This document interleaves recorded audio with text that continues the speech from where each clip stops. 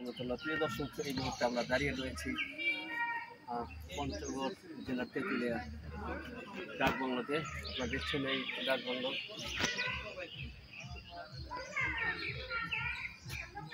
ডাকবাংলো এটা হলো সুন্দর তেঁতুলিয়াতে, যেখানে দাঁড়িয়ে কাঞ্চনজঙ্ঘা অবলোকন করা যায়, সেই ডাকবাংলোতে রয়েছি।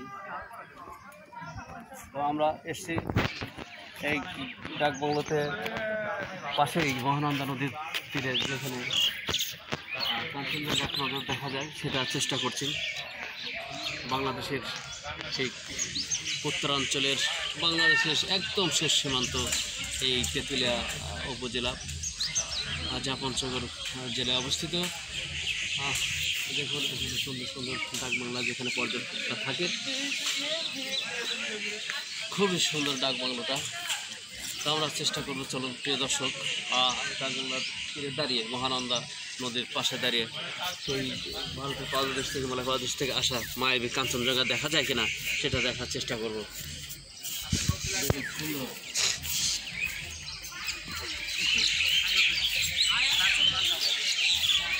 এখানে লেখা রয়েছে, দেখুন, যেখানে অন্যায় সেখানে প্রতিবাদ, সুন্দর একটি লোগো। প্রিয় দর্শক, আসুন আমরা মায়াবী কাঞ্চনজঙ্ঘা দেখার চেষ্টা করি।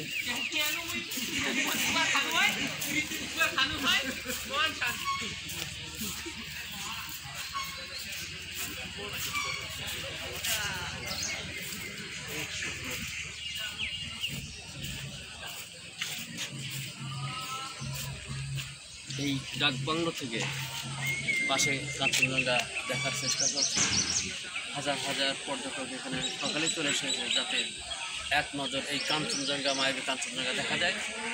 তো প্রিয় দর্শক, এই ইতিহাস ঐতিহ্য রয়েছে এখানকার অনেক পুরাতন এই পঞ্চগড়ের, বিশেষ করে তেঁতুলিয়ার এই ডাকবাংলায় অনেক ঐতিহ্য রয়েছে। সুতরাং আমরা